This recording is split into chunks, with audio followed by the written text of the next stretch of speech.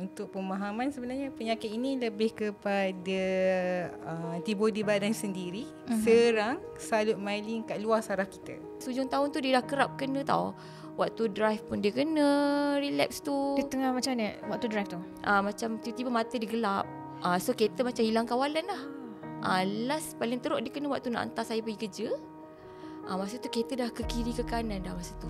Kalau total untuk setahun punya ubat tu dalam 95k. Orang kata boleh beli sebiji rumah lah kan.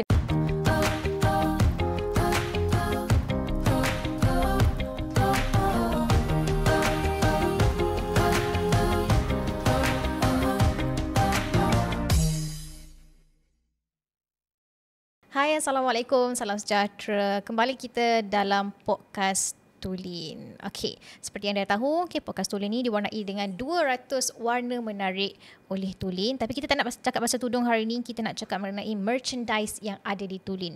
Okey, kita ada tumbler jenis 19 jenis design kita ada. Nak tahu, okey, kena tengok dekat website Tulin. Kita ada jute bag dan kita juga ada layout. Alright, so hari ini dalam kita berborak mengenai isu semasa, mengenai wanita, mengenai masyarakat, ada satu penyakit yang mana pada Hanim ini agak rare sebab ini kali pertama juga Hanim berborak ataupun berbincang mengenai penyakit ini yang dinamakan sebagai multiple sclerosis.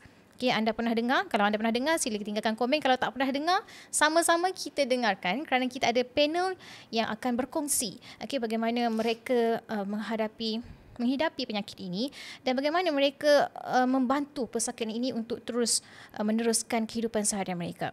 Kita bersama dengan Puan Hafidah dan juga Puan Hanisa, dan saya dilaporkan Puan Hafidah telah mengidap penyakit MS ini sejak 2005, betul? Betul. Dan Puan Hanisa suami yang menghidapi penyakit ini sejak awal 2024. Betul. Baik, bercakap mengenai multiple sclerosis ini, Puan Hafidah yang telah mengalami sejak 2005 lagi. Ya, saya memang tak pernah dengar. Betul, saya tak pernah dengar. Saya pernah kat TikTok, dia just macam, dia adalah penyakit saraf. Betul. Ada autoimun lah sebenarnya. Kan, mungkin Puan Hafidah selaku penghidap penyakit ini, mungkin bagaimana Puan dapat definisikan penyakit ini kepada orang ramai sebenarnya? Untuk pemahaman sebenarnya penyakit ini lebih kepada antibodi badan sendiri serang salut myelin kat luar saraf kita. Saraf kita ni ada saraf ni luar dia ada lapisan tau. Salut myelin. So antibodi badan serang salut tu. Salut myelin ni function dia untuk hantar rangsangan. So bila antibodi badan serang salut myelin ni, so badan kita tak dapat detect rangsangan tu lah. Okay, kalau ini definisi yang saya dapat tengok lah. Dia adalah penyakit yang serang sistem saraf pusat, saraf tunjang dan saraf mata. Betul? Sistem saraf lah. Sistem saraf lah secara generalnya. Dan Puan waktu kena tu ada rasa tak macam aku dah kena something ni kat badan ni? Sebenarnya masa kena tu tak expect pun sakit saraf sebab first time attack tu ialah masa lepas derma darah. Okey. Derma darah kat tangan kanan. And then tiba-tiba kebas tau. Biasa kita derma darah kan tak kebas tangan tu sekejap je, after dah derma dah okey kan. Tapi kebas tangan saya tu lebih kurang seminggu. Seminggu. Tapi masa tu tak diagnose lagi lah sakit tu. Just pergi klinik biasa. Klinik lah. Pergi ambil ubat je lah, jumpa doktor. Doktor bagilah ubat untuk saraf sebab kita kebas kan. Tapi lepas tu dia baik. Okey. Lepas tu saya kena lagi sekali mata tak nampak. Dia kabur tau. Dia kejap kabur ke tak ataupun ada, dia kabur je? Dia bukan kejap-kejap. Dia terus kabur. Terus kabur lah. Sepenuhnya lah? Kabur. Dua-dua mata? Masa tu belah kanan je. Belah kanan je. Masa tu saya kena tengah study lagi. 2005 tu saya tengah buat degree saya dalam bidang sains makanan. Lepas tu bila dah kena macam tu saya kenapa kan? Takkan sebab stres belajar kan? Tiba-tiba kabur kan? Lepas tu doktor refer saya hospital lah. Kiranya masa kat U kan. So U refer hospital lah. Pergi emergency bagian mata. Lepas tu doktor cakap kenapa pergi lambat pergi. Sebab saya tunggu lebih kurang seminggu tau baru saya pergi emergency tu. Sakit yang Dia tak sakit. Maksudnya kabur tu pun seminggu juga puan tahan. Dia mula-mula dia kecil je. Kabur dia kalau kita kan mata, dia mula kecil je. Lama-lama dia kabur tu jadi macam seluruh mata. Okey. Lepas tu bila dah masuk hospital tu, Dr. Wadid lah. Masa kat hospital tu, saya terus hitam.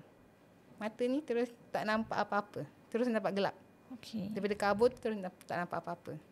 So doktor masuk ubat lah. Kiranya untuk kurangkan. Sebab tu masa tu saya tengah tunggu turn untuk buat MRI. Untuk buat MRI lah. Sebab bila buat MRI tu baru doktor boleh diagnose kita ada sakit multiple sclerosis tu. Bila dah buat MRI semua everything, doktor kata confirm lah saya MRI. Saya MS lah. Tempoh untuk dia diagnose tu berapa lama sebenarnya? Daripada puan sakit yang kebas tu lebih kurang 6 bulan.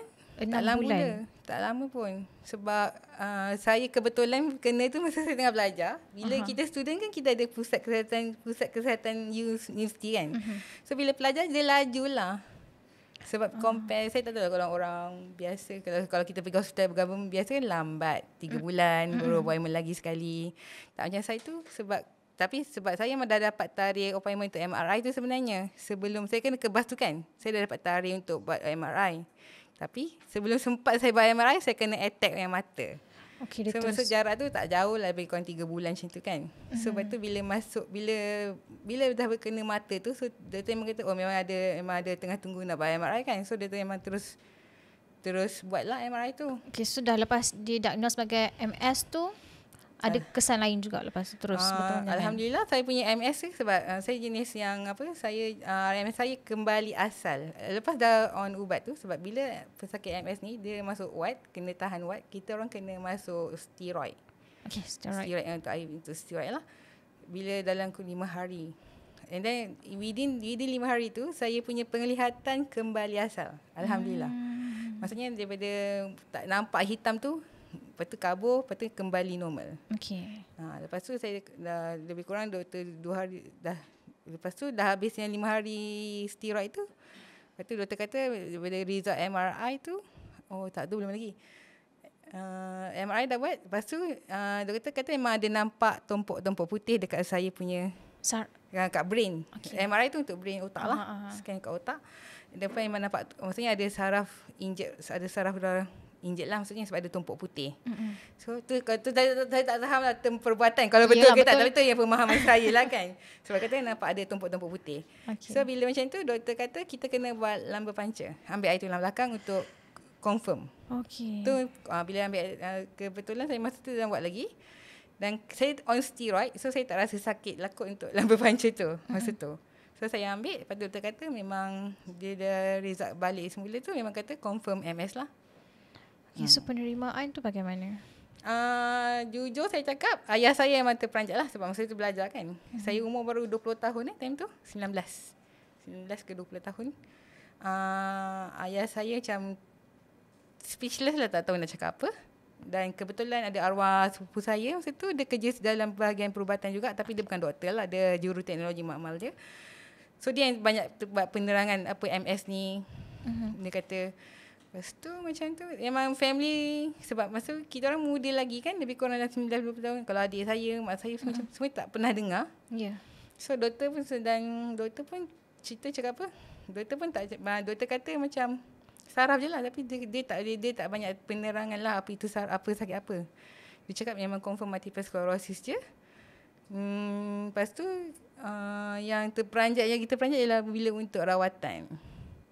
Kenapa sebulan 4,000. Okey, untuk ubat masa time tu lah. Kalau saya pergi hospital, ubat saja. Ubat tu berapa?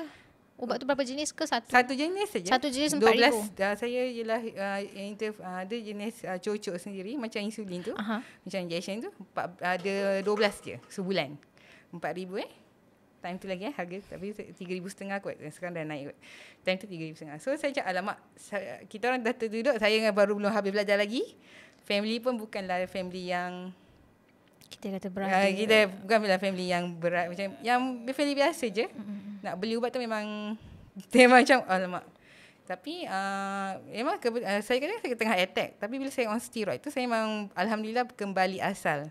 Tapi for the next time kita tak tahu bila kena attack lagi. Ubat tu function dia untuk kurangkan attack tu lah patutnya. So macam nak tak nak kena ambil kot. Macam tu lah. So beli juga kena ambil juga. Itu saya kata alhamdulillah lagi saya kata ya Allah saya termasuk dalam list hospital. Maksudnya hospital yang tanggung. Alhamdulillah. Time tu lah untuk 10 orang. Untuk ubat yang tu. Sebab ubat ni kan macam banyak trial dan banyak untuk ujian lagi kan. Sebenarnya sakit tu ikut kan penyakit ni jarang dengar pun. Kita orang yang saya pun family pun jarang dengar. Bukan je saya pun. Saya interview ni pun macam MS macam saya study tau macam tengok saya buat pamphlet lagi. Ini pun penerbit saya bagi tau. So kalau ikutkan dalam ni dia ada 5 jenis MS kan. Betul. Jadi bahasa Inggeris lah kita baca lah untuk dia sepengetahuan orang kan. Benign multiple sclerosis, relapsing remitting multiple sclerosis, secondary chronic progressive, primary chronic progressive dengan progressive relapsing. Jadi saya tak pasti saya yang nombor 2 tu lah yang relapsing tu mungkin itu dari segi terms perubatan lah. Cuma kita dapat cakap ada 5 jenis untuk MS ini. Itu dari segi sudut Puan Hafidah dan Puan Hanisa. Dikabarkan suami mengalami sakit ini dan untuk pengaduan penonton juga suaminya berada di belakang kamera lah kita bawakan, cuma kita tak bawalah ke depan ini. Dan Puan selaku penjaga kepada suami. Bila tu waktu tu kena tu macam mana? Terima kasih. Untuk suami saya ni doktor dah diagnose sakit tu sebenarnya pada Januari 2024 lah. So kira dah setahun jugalah. Tapi pada awalnya tu mula-mula doktor ingat dia stroke. Sebab dia macam bangun tidur je tiba-tiba dia tak boleh jalan. So masa tu kita ingat kenapa tiba-tiba kan. Ingatkan bangun tidur sebab dia kata macam kepala dia pening. Lepas tu saya pun cakap tak apa, duduk dulu ingatkan macam bangun tidur dulu je kan. Lepas tu dia kata kaki dia tak boleh jalan. Saya ingat sebab dia suka bergurau. Saya ingat macam dia kata tak boleh jalan lah, saya ingat main. Saya pun macam main lah tu, saya buat tak tahu je lah kan. Lepas tu tiba-tiba memang benda tu serius lah, tak boleh jalan. So kita bawa pergi ke hospital. So doktor check, doktor kata dia ni my stroke ni, doktor kata kan. So bagi dia kata kita tengok dalam setahun ni apa semua. Masa tu 2022 masa tu. Jadinya masa tu doktor check setahun selepas tu dia kena balik. Lama lah juga gap tu setahun. Tapi dalam tempoh tu kita nampaklah perubahan dari segi mata dia sebenarnya. Cumanya saya fikir memang pasal stroke lah sebenarnya. Sebab masa tu memang follow up dengan doktor pun berkaitan dengan stroke, ambil darah apa semua. Lepas tu bila dah kali kedua kena tu, doktor kata ni mesti ada something wrong ni sebab dah buat CT scan apa semua tak ada. Maksudnya bukan berkaitan dengan stroke, bukan berkaitan dengan jantung ke, bukan berkaitan dengan kata darah tinggi ke, tak ada, semua okey. Semua clean lah doktor cakap kan. So doktor kata doktor kena ambil air sumsum belakang lah, tulang belakang. Tapi waktu nak ambil tu rela ke tak? Ke macam okey? Sebab masa tu suami masih sedar kan masa tu.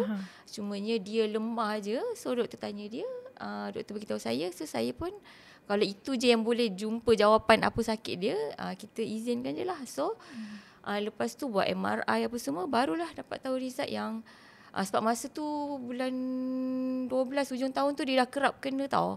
Waktu drive pun dia kena relapse tu. Dia tengah macam mana waktu drive tu? Macam tiba-tiba mata dia gelap. So kereta macam hilang kawalan lah. Last paling teruk dia kena waktu nak hantar saya pergi kerja.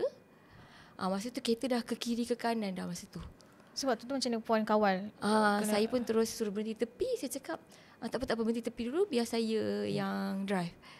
So saya pun settlekan kerja apa semua dulu. Lepas tu saya tengok dia dah pelur-pelur dah dalam kereta apa semua. Saya tengok mata dia pun, mata hitam dia tu pun macam dah naik ke atas tau. Mata kanan dia dah macam tak bergerak, dah naik ke atas. Saya pun bawa pergi hospital. Masa tu yang doktor kata sebenarnya result MRI dengan result tulang belakang tu dah keluar. So memang diorang dah keluarkan surat untuk referkan suami ke HKL. So bulan 1 tu sebenarnya tarikh. Tapi masa tu suami saya masuk tu memang kalau ikut dia masuk tu kiranya lagi seminggu nak ujung tahun lah. Lebih kurang macam ni lah. Kan. So seminggu nak hujung tahun. Masa tu awal tahun tu kita masuk pergi jumpa doktor. Bila jumpa doktor pun memang beritahulah memang Rizat ni suami ada MS. Tapi masa tu saya macam apa benda MS ni kan. Saya duk Google. Saya masih tak faham. Kita baca tak faham. Tapi doktor explain pun kita pun masih tak faham je lah kan. Masa saya macam saya cuba faham lah. Saya fikir sakit ni boleh sembuh kot. Saya fikir macam tu. Lepas tu saya jumpa doktor masa tu 8 bulan 1 2024. Malam tu tiba-tiba suami saya kena balik. Dia kena relapse balik. Dia terus tak boleh jalan apa semua kan. Jadi masa tu saya hantar pergi hospital.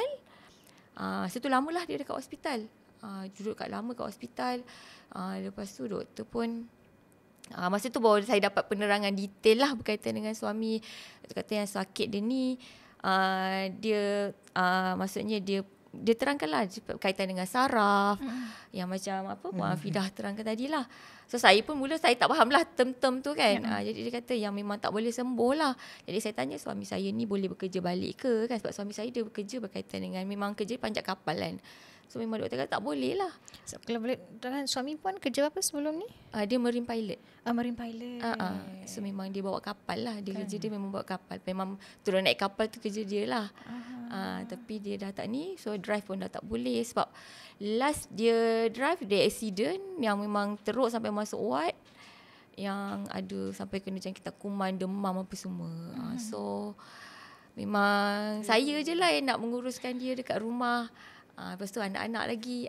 So saya pun mungkin laki untuk saya lah sebabnya saya bekerja sendiri kan. So saya bolehlah sedikit fokus untuk ada masa lah. Saya boleh manage lah masa tu untuk uruskan suami juga. Okay, itu dari sudut pengalaman Puan Hafidah dan juga Puan Hanisa yang menjaga suami untuk penyakit ini.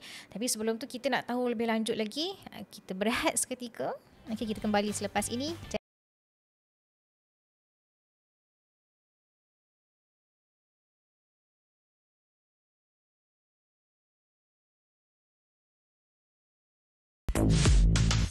Alright, kepada anda yang nak dapatkan tudung 200 jenis colour yang kita ada dan juga merchandise Tulin, dapatkan di www.tulin.shop. Dan rasa-rasa nak jalan-jalan pergi tengok macam mana kain ataupun nak pegang sendiri merchandise tu, boleh pergi ke kedai butik di Bangi Central.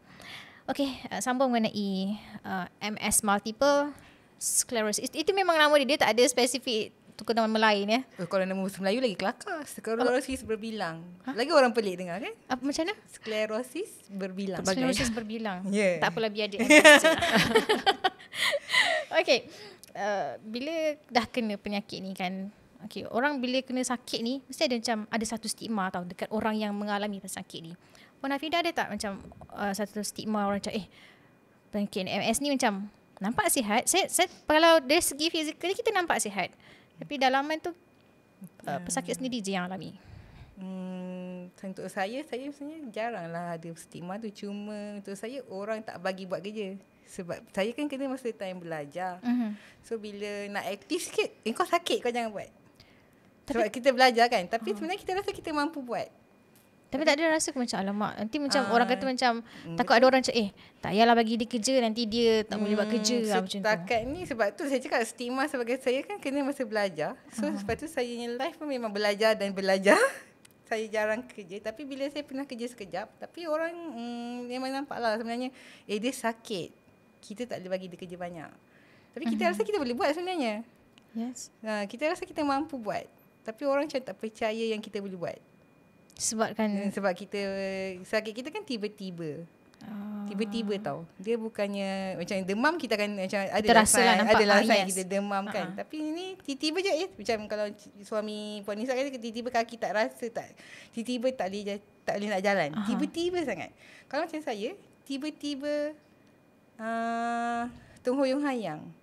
Padahal kita baru lepas bersukaria ni dengan family semua kan. Tapi tiba-tiba tak boleh jalan. Bukan tak jalan, dia macam tiba-tiba macam pening kepala. Tapi dia bukan vertigo. Tu attack saya yang last lah saya kena. So waktu memang kena terus ambil ubat ke macam mana? Padahal memang kena ubat memang on medication lah. Sebab ubat saya tu memang dari 2005 saya dapat tu. Sampai sekarang saya ambil ubat tu. Ubat tu ambil bila? Waktu sakit tiba-tiba kena tak, ambil ubat tu tak? Memang kena ambil 3 kali seminggu. 3 kali seminggu? Yeah. 3 kali So seminggu. memang 12 injection selang-selang lah. Selang-selang lah. Satu Ahad off lah. Kalau orang kata off tu satu Ahad saya tak inject lah sendiri-sendiri. Weekdays je saya inject. Tapi satu ubat kan 4,000? Dia 1 bulan 4,000. Oh, 1 bulan 4,000. Ya, 12 injection. 12 injection untuk 4,000. Ya. Tu saya kata, tapi bila sebab saya ni kan saya kata saya under hospital punya list kan. Yeah. So bila ada orang tanya saya beli ubat sendiri ke? Saya sebenarnya alamak, dia orang sebab bila patient baru macam MS yang baru kena, kadang-kadang masalah dia orang bila ubat tu dapat dari mana.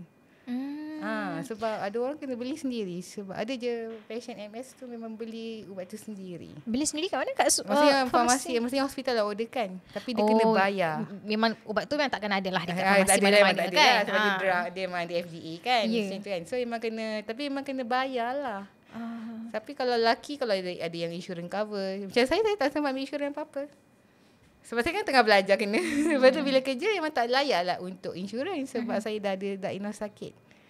So tu saya cakap perjalanan sakit saya memang alhamdulillah tak nampak sukar. Tapi bila dengar orang baru, saya macam itulah isu-isu yang diorang cakap. Macam mana ambil ubat? Macam mana dapat ubat? Dan tak semua ubat tu serasi pun dengan kita. Dia macam try and error ke? Ya, betul sebenarnya. Sangat. Kita ni sebenarnya boleh jadi tikus putih kot. Ya. Tapi taklah putih kan. Ya. Sebenarnya sebab ubat ni sebab sakit ni kan jarang. So untuk saya, yang saya pemahaman saya, pharmaceutical pun takkan nak buat ubat jarang yang sakit jarang ada. Yes. Bukannya macam yelah dia nak jual kat siapa. Itu disebut Puan Hafidah lah. Kalau Puan Nisa macam tadi kan macam try and error ubat tu kan. So ada kesan tak macam mula-mula okey ke tak okey ke macam mana? Macam suami saya ni mula sekali masuk apa tu? Steroid. Yang tu yang tu memang emergency. Yang itu emergency itulah. Tapi masuk lepas hospital. masuk tu pun dia punya relapse tu makin teruk. Jadi doktor pun cakap tak sesuai lah ubat ni maksudnya untuk dia. Jadi doktor masa dia discharge tu doktor ada bagi saya satu surat untuk dapatkan bantuan daripada zakat lah. Sebab bila kita minta quotation tu, memang harga ubat dia tu satu ubat tu dalam, tak silap saya tengok hari tu sebut harga dia dalam 21,000 lebih lah. 21,000 21,600 something lah, macam tu lah. 21,000 untuk tadi kata sebulan tu saya tu sebulan. 21,000 untuk satu botol ubat tu untuk tu. Macam suami saya tak ambil ubat sama dengan Puan Hafidah. Sebab macam tadilah kita kata kena ubat try and error. Tapi sebelum nak ambil ubat tu, suami saya doktor cadangkan untuk buat plasma exchange. Tapi masa dah tebuk dah nak masuk tube tu, tapi dia demam, dia kena jangkitan kuman. Jadi doktor kata tak sesuai lah untuk dia. So doktor memang proceed untuk masukkan apa nama ubat dia, saya tak ingat lah nama ubat dia. Macam itulah Retax Taximab. So memang harga saya tengok sebab kalau total untuk setahun punya ubat tu dalam 95k. Orang kata boleh beli sebiji rumah lah kan. Kalau rumah flat tu boleh beli sebiji rumah lah. Okey, itu harga. Tak, saya terdiam sekejap. 95,000 setahun. Puan Hafidah sama ke? Lebih kurang 40,000 lah. 40,000 setahun. Macam mana saya nak cakap dia?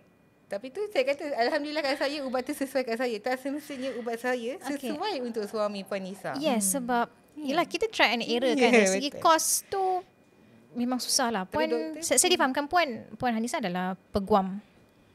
Betul. Peguam syar'i kan. Puan, how you manage your life as peguam and jaga suami you dalam keadaan sakit macam ni dengan kos yang tinggi?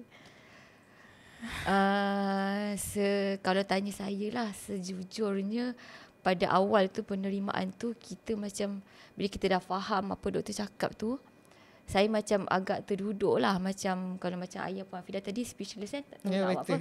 So saya pun macam kita jadi macam down tau sebenarnya. Tapi macam mana saya nak cakap, 10 tahun perkahwinan, suami saya sihat, tak pernah, dia pun bukanlah orang yang merokok, dia memang sihat, tak ada apa-apa tanda pun yang dia pernah sakit ke apa kan. Dan segala urusan rumah tangga tu semua suami saya buat. Kerja saya hanya masak je. Jadi bila dia sakit, saya agak terduduk sebab semua benda saya nak kena buat. So saya cuba positifkan diri saya sebab kita pun dah memang kerja dalam membantu orang kan. Terutama sekali macam dalam kes-kes berkaitan dengan inilah rumah tangga ni biasanya orang perempuan ni pun akan datang. So kita bagi advice, tapi bila jadi kat diri kita ni, saya cuba cari kekuatan, apa yang boleh membantu saya, apa yang boleh buat untuk saya satu persatu. Maksudnya dari segi susunan jadual untuk suami, untuk anak, untuk diri saya sendiri supaya saya tak depres. Jadi saya bertanya dengan doktor juga, apa solusi untuk saya yang sesuai untuk saya supaya saya tak tertekan dengan masalah ni. Jadi doktor pun cadangkan jumpa kaunselor. Jadi saya berjumpalah sebab saya tak boleh bercerita dengan orang yang kenal saya ataupun orang yang kenal dengan suami saya. Of course kalau orang kenal suami saya, dia akan cakap suami macam ni kan. Kalau orang kenal saya, dia akan cakap lah suami awak macam ni, tinggalkan je. So saya tak nak ada orang kata apa, pandangan negatif tu datang dekat masuk dalam saya punya fikiran. Jadi saya cari solusi yang boleh bantu saya supaya orang tu tak kenal saya, orang tu tak kenal suami saya. Dia dengar apa masalah saya dan saya dapat buat apa yang saya boleh buat. Jadi saya jumpa kaunselor. So kaunselor pun beritahu buat macam ni, okey.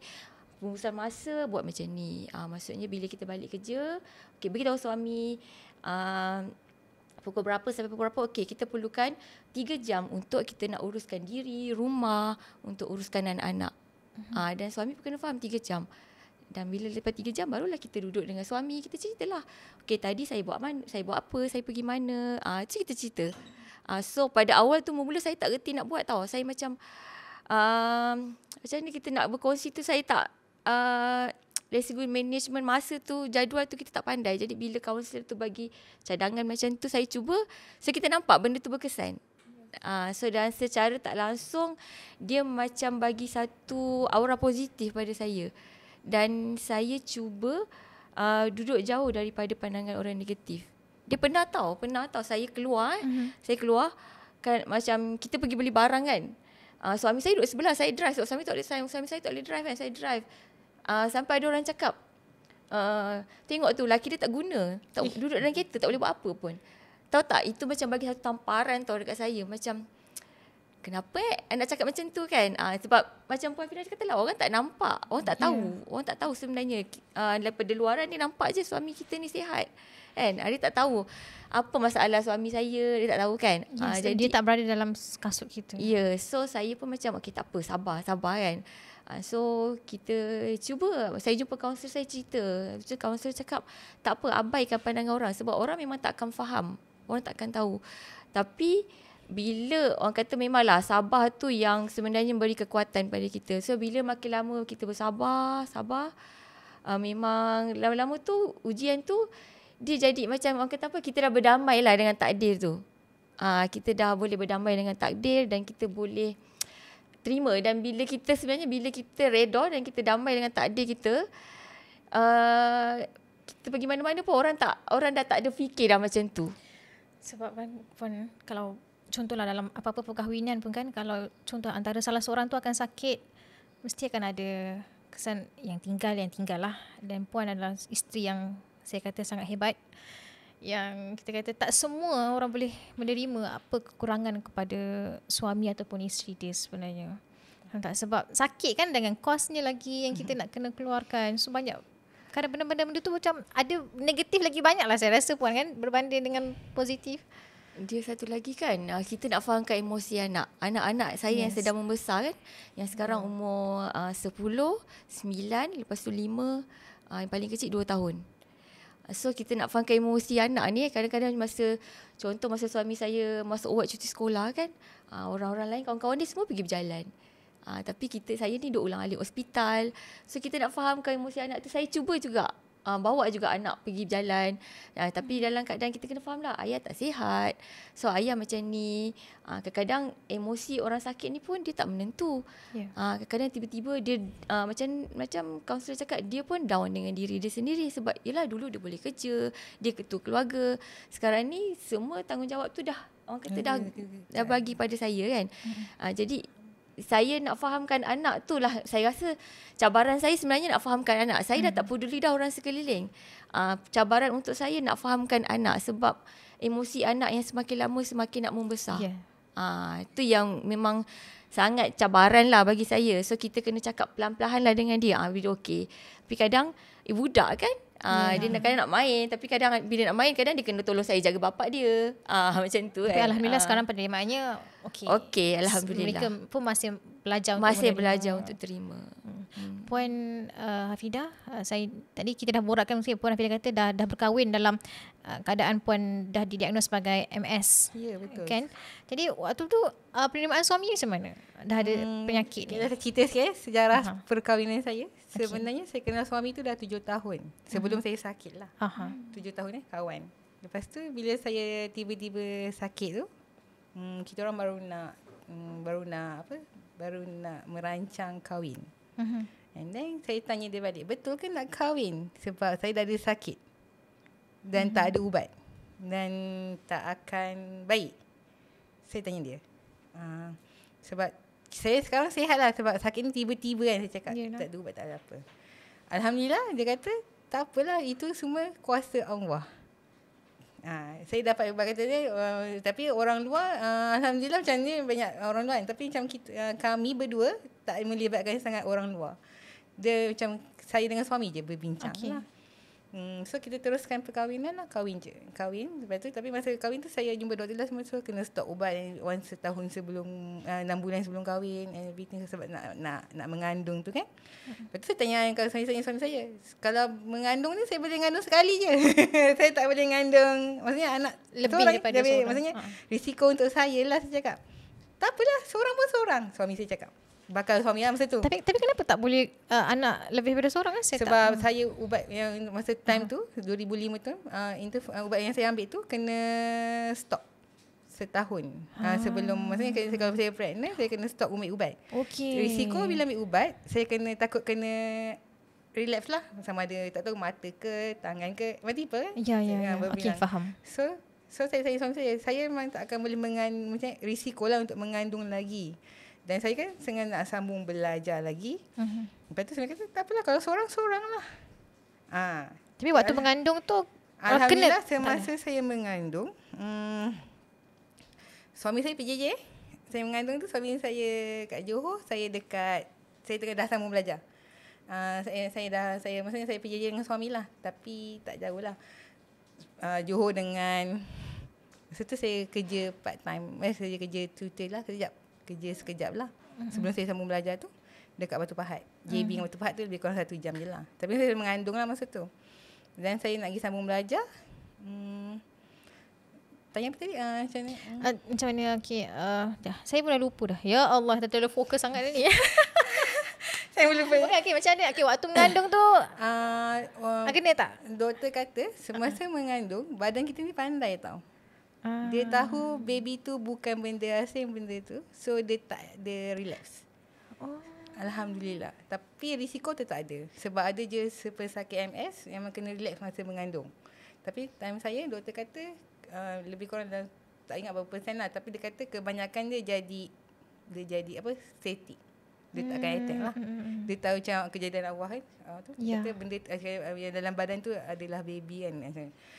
So saya kata memang alhamdulillah masa sepanjang saya mengandung saya tak ada apa-apa kena attack lah. Tapi lepas bersalin, sebab saya dah stop ubat lebih kurang setahun tau masa tu. So saya kena stop 6 bulan sebelum kahwin. Betul, alhamdulillah saya memang terus dapat kahwin tu terus mengandung. And then bersalin tu after anak saya umur 6 bulan 3 bulan saya kena attack. Masa tu saya belum start ubat balik. Bila saya kena attack balik, masa tu saya tak tahu saya attack tau. Sebab saya confused. Sebab saya kan dalam tak kena attack lebih kurang 7 tahun. Tak pernah kena attack. Lama. Ubat tu macam serasi lah dengan saya rasa. So 7 tahun saya kena bila tu saya kata ni attack ke bukan ni? Saya confused. Sebab dah lama tak kena kan. Tapi lepas tu kita kalau saya berserah diri ke hospital ni, anak siapa nak jaga? Sebab masa tu saya dah start belajar. Saya dah start sambung belajar PhD saya. Saya tengah sambung PhD. PhD dalam teknologi makanan. Okey, lepas tu saya tengah fikir baby saya fikir alhamdulillah masa tu saya duduk dengan adik saya. Suami saya PJJ. Masa tu suami saya dekat Sabah Sarawak. Sebab dia kerja ikut company So saya berdua dengan adik saya. Alhamdulillah saya kata support keliling tu pun penting juga sebenarnya. Family lah. So adik saya adik saya kata tak apalah Kak Bida pergi dia panggil saya Kak Bida kan. Kak Bida pergi hospital anak diurus. Padahal dia bujang lagi tak pernah urus baby semua. Tapi alhamdulillah kan ada family juga yang sudi membantunya. Ya, alhamdulillah. Tapi saya cakap so saya serah diri. Masa saya kata masa memang kena masuk steroid itu semua. So seminggu lah. Tapi masa tu memang alamak baby kat rumah macam kita kan baru besar. Baru baby 3 bulan kan. Lepas tu doktor cakap tapi lepas tu baby tak boleh bawa masuk hospital, tak boleh bawa masuk ward. Tak boleh masuk ward. So saya kata saya nak keluar tengok baby. Nurse kata boleh tapi kena ada orang teman lah. Sebab masa saya tu saya kena attack tu mata lagi lah. Sebelum tu mata juga kan. Yang kali ni pun mata kanan juga. Yang ini saya nampak tapi saya rasa tertarik-tarik. Simptom dia lain. Saya ingat macam kalau yang first saya kena saya tak nampak tapi dia mata sebelah je sebenarnya. Yang saya kena selalu belah kanan. Belah kiri tak ada masalah. Tapi dia rasa tertarik. Tarik tu dia rasa macam tertarik. Dia statik. Kalau dia tarik tu dia terus statik. Dia sepanjang masa. Dia sakit. Lepas tu masa tu kan tengah musim panas. So saya ingat sebab panas lah. Sebab kita MS ni memang tak kawan baik dengan panas tau. Tak boleh. Kita kena sejuk. Kita MS so kalau keluar macam mana? Kita orang kalau boleh memang takkan pergi tempat panas lah. Itu tu paling balik kalau ajak anak pergi tengok wayang. So memang tak boleh. So doktor kata boleh je tengok anak tapi kat luar ward lah sebab takut risiko kat baby. Okay. Seminggu jugalah adik saya jaga tadi. Okay. Tak boleh panas. Okay, MS apa benda lagi yang tak boleh sebenarnya yang kita boleh tahu? Tak boleh panas lagi? Dia depend. Kalau suami saya perasan kalau dia makan makanan yang berbakar. Yang karbon tu kan. Saya jarang. Saya perasan lah kalau dia makan tu macam terlebih, dia mulalah kena kita nampaklah sikit tiba-tiba dengar suara dia bercakap lain. Lepas tu kan dia dah tak boleh kawal pembuangan dia, buang air kecil dia. Dia ada pantang larang. Ada benda dia ada benda yang atas orang. Maksudnya setiap pesakit MS ni dia tak sama kan dia punya jenis. Tak sama. Kalau 10 orang tak semesti 10 tu sama. Kalau Cik Hanim jumpa. Okay. Kalau Puan Hafidah, kalau MS ni di bahagian biasa bahagian mata atas ni. Mata sajalah. Kalau suami Puan Nisa? Suami saya dia akan start dengan, biasanya dia akan mulakan dengan cara bercakap lain. Lepas tu mata merah, lepas tu bawah kaki. Tapi kaki dia memang sekarang memang dah tak kuat lah. Dia tak boleh jalan. Kena pakai tongkat ke wheelchair? Kalau dekat rumah tu dia pakai walking frame lah. Kalau macam kat luar ni dia pakai wheelchair lah. Tapi saya nampak dia sangat ceria. Tapi saya rasa memang orang yang ceria. Boleh jumpa seorang. Belum jumpa lagi seorang. Belum jumpa lagi ceria. Kawan kita orang. Dia lagi ceria. Okay, baik. Dia walaupun kita dalam isu-isu yang agak serius, tapi yalah kita cubalah untuk ada humor-humor sikit kan. Sebab sakit ni tak adalah kita rasa nak serius sangat pun sebenarnya kan. Tapi sebelum tu kita nak berehat seketika. Kembali selepas ini. Tu kejap. Jangan pergi mana-mana tau. Temanlah Izani packing customer punya gift ni. Kalau korang nak tahu, dekat Tulen kita boleh bagi 2 piece dalam satu kotak ataupun 3 piece dalam satu kotak tau. Yang Izani tengah packing ni untuk yang 3 pieces lah. Izani nak sama packing, korang pula sama tengok podcast, okey? Alright, ada berita gembira untuk anda yang pernah beli Tulen ataupun yang tak pernah beli Tulen. Kita ada special announcement. Okay, InsyaAllah lepas raya ini kita ada keluarkan printed square. Nak tahu macam mana bentuk dia, macam mana design dia, kena follow lah. Okay, Tulen. So, kepada anda, stay tune, dengarkan podcast Tulen untuk kita dapatkan lagi maklumat-maklumat berkaitan dengan announcement daripada Tulin. Baik, ini adalah yang terakhir untuk kita podcast mengenai EMS kali ini. Bila saya berada di situasi ini, saya tidak pernah ada family yang kena sakit MS. Saya tidak berada dalam situasi seperti Puan Hafidah dan juga Puan Hanisa. Untuk kuat sebagai seorang wanita, sebagai seorang ibu, sebagai seorang isteri, sebagai seorang yang kita kata menghidap penyakit MS ini, bagaimana Puan Hanisa dan Puan Hafidah dapat memberikan inspirasi kepada ataupun nasihat kepada wanita di luar sana yang mengalami situasi yang sama seperti Puan Hanisa? Okay, saya sendirilah sebagai seorang isteri, sebagai seorang ibu bukan ibu lah, maksudnya ibu pada anak-anak lah. So untuk situasi ni dia memang sebenarnya satu benda yang agak berat lah untuk kita terima. Tapi apa yang saya boleh kongsikan, maksudnya untuk sekiranya lah kalau ada kalangan-kalangan kita yang mungkin ada sakit ni, sebab dia adalah sakit yang jarang jumpa. Okey, mungkin di luar negara dah biasa kan, tapi di Malaysia ni satu sakit jarang jumpa. Dan kalau kita tahulah sebenarnya sakit ni kalau dia lebih familiar dengan perempuan, tapi kalau bila kena kat lelaki dia lebih teruk. So kat sini peranan kita lah sebenarnya yang sangat penting. Satu, keluarga, support daripada keluarga tu sangat penting. Kita perlu kongsilah benda ni dengan keluarga. Bukan kita yang tanggung seorang-seorang. Sebab bila kita tanggung seorang, dia memberikan satu beban pada kita, yang mana konon kita nak buat sendiri je semua, tapi kita tak kongsikan pada keluarga. So benda tu yang menyebabkan kita stres, down, yang kita tak boleh.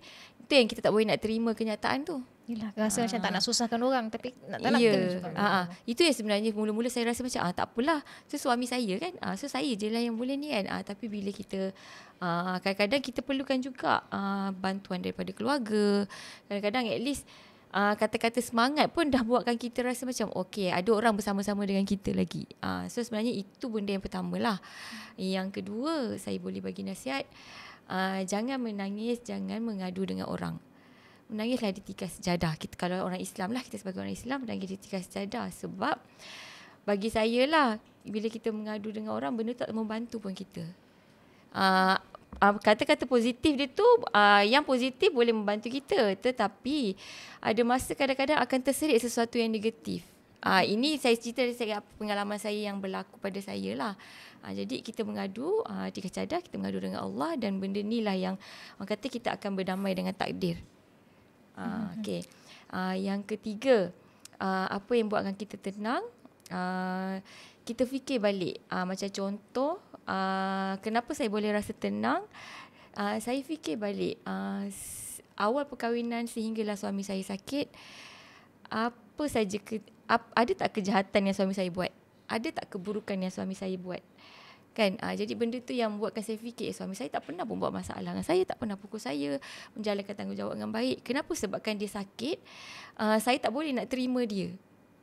Itu yang buatkan saya fikirlah. Maksudnya 10 tahun perkahwinan tu yang saya fikir, kenapa saya nak kena cari salah dia. Maksudnya saya nak fikirkan kekurangan dia, sedangkan awal tu pun dia tak pernah buat apa-apa salah dengan saya kan. Dan yang keempat, saya nasihatkan apa yang memberikan ketenangan, yang saya rasa tenang lah untuk saya sekarang ni, sebab masa suami saya sihat, suami saya pun dah membuat kata perancangan harta dia. Sebab bila dia dalam keadaan dia sakit, satu perancangan harta tu yang susah. Macam contohlah, maksudnya dia tak membebankan saya kalau contohlah berlaku kematian dekat dia. Dari segi pengurusan pusaka dia tu dah ada satu syarikat yang uruskan. Jadi saya nampak dekat sini, saya rasa tenang lah. Okay, satu benda yang suami saya dah buat, dia menenangkan saya dari segi prospektif apabila dia tak ada nanti. So itu yang saya fikirlah dari segi apa yang saya boleh bagi advice. Dan mungkin insyaAllah wanita-wanita di luar sana pun akan lebih kuat juga sekiranya berhadapan dengan situasi macam ni, ataupun apa-apa saja dugaan dan ujian, kita kena berdamai dengan takdir. Itu saja. Pada Puan Hafidah sendiri yang menghidap ini, itulah sebab dia dari segi suami dia yang jadi pesakit. Sebagai saya isteri yang jadi pesakit, saya bersyukurlah suami saya terima saya seadanya. Tapi saya rasa saya tak adalah macam ni, tak adalah stres dengan rumah tangga. Sebab orang kata PJJ tu boleh menyebabkan kan, rumah tangga. Tapi bagi saya tu rahmah untuk saya. Sebab saya tak payah fikir part suami saya. Saya fikir belajar saya, fikir anak saya. Tapi Alhamdulillah suami saya jenis memahami lah. Tapi kita kena fahamkan dia. Dan kebetulan saya duduk dengan adik kan masa tengah belajar tu. Adik saya pun banyak membantu. Betul lah cakap Puan Nisa tadi, bantuan keluarga tu pun penting.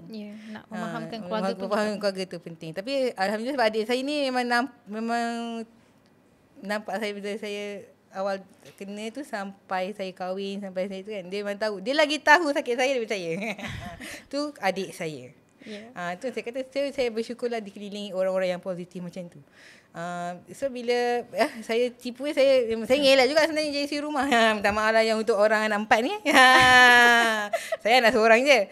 Tapi sampai tu saya memang selalu bila anak dah pandai makan tu, saya tak nak pendagkan diri. Saya tak stres lah. Saya tak masak lah.